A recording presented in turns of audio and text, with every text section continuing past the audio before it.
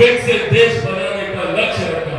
पहली बार कोई प्रधानमंत्री ने जमीनी स्तर पर कार्य करना शुरू किया भारत को विकसित देश बनाने को लेकर। आज से एक दशक पहले हम में से कोई नहीं जानता था कि भारत की अर्थव्यवस्था कौन से पायदान पर है, पर आज हम लोग को गर्व होता है कि दुनिया में भारत की अर्थव्यवस्था 5वें नंबर पर है। ये सम्मान देने का काम हमारे प्रधानमंत्री जी ने किया।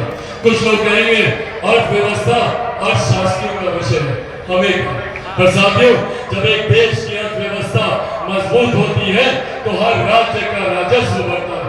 जब राज्य का राजस्व बढ़ता है तो हम लोग के क्षेत्र का आर्थिक विकास होता है, और जब क्षेत्र का आर्थिक विकास होता है तो प्रति व्यक्ति आय में इजाफा होता है। हर गरीब व्यक्ति के हाथ में ज्यादा कमाई आती है। ये वो सोच है जो आने वाले दिनों में भारत को एक विकसित देश बनाने की दिशा में लेकर जाएगी। आज से पहले किसी प्रधानमंत्री ने महिलाओं के सम्मान की चिंता नहीं की। किसी प्रधानमंत्री ने महिलाओं के लिए शौचालय बनाने का काम नहीं किया। छोटी जरूरत पर कितनी बड़ी जरूरत है उस गांव में रहने वाली महिलाओं के लिए। उनके लिए उज्ज्वला योजना थी। आज आयुष्मान कार्ड की वजह से देश में कोई गरीब व्यक्ति ऐसा नहीं है जो आर्थिक अभाव में इलाज से वंचित रह जाए। ये सोच हमारे प्रधानमंत्री आदरणीय नरेंद्र मोदी जी की है।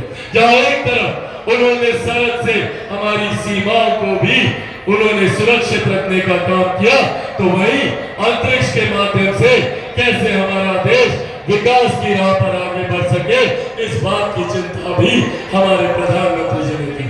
पर साथियों, आज जब यहाँ आप लोगों के बीच मौजूद हो, कई लोग आएंगे, विपक्षी दलों के कई नेता झुंड बनाकर आएंगे, बड़ी बड़ी बातें करेंगे, जबकि हकीकत है ये वही लोग हैं जिनके ऊपर 55 साल तक केंद्र में हम लोगों ने भरोसा किया और 15 साल तक बिहार में हम लोगों ने भरोसा किया। जो लोग इतने साल तक बिहार का, देश का विकास नहीं कर पाए, आज जब ये लोग आते हैं तो इनके पास मुद्दा क्या है?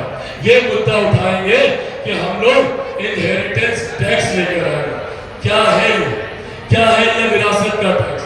ये एक ऐसा टैक्स है जो आपकी जमीन, आपकी संपत्ति, जो भी जेवर जायदाद आप लोगों ने इकट्ठे किए हैं, जो भी गरीब किसान ने छोटी जमीन को अर्जित करके रखा हुआ है, या एक गरीब मजदूर ने जो जमीन अपनी अर्जित कर रखी है, उसका 55% हिस्सा ये लोग आप लोगों से छीन लेंगे। इससे पहले भी कई लोग नौकरी के बदले में आप लोगों से जमीन छीन चुके हैं।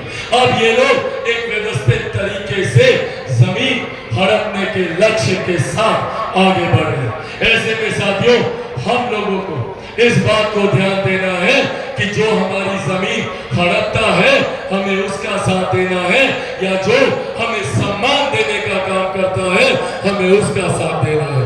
हमें इस बात का ध्यान रखना है कि जो हमारी माताओं बहनों को गाली देने का काम करता है, जो लोग महिलाओं का अपमान करते हैं, याद कीजिएगा 90 का वो दशक, जिस तरीके से जंगल राज की वजह से घर की महिलाएं बाहर नहीं निकल पाती थी, आज वही जंगल राज की आहट दोबारा सुनाई देने लगी।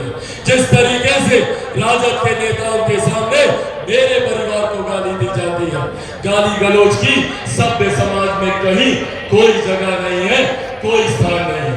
पर ऐसे में जब इस तरीके के शब्दों का इस्तेमाल किया जाता है और इनके नेता खामोश रहते हैं, ये इनकी सोच को दर्शाता है कि किस तरीके से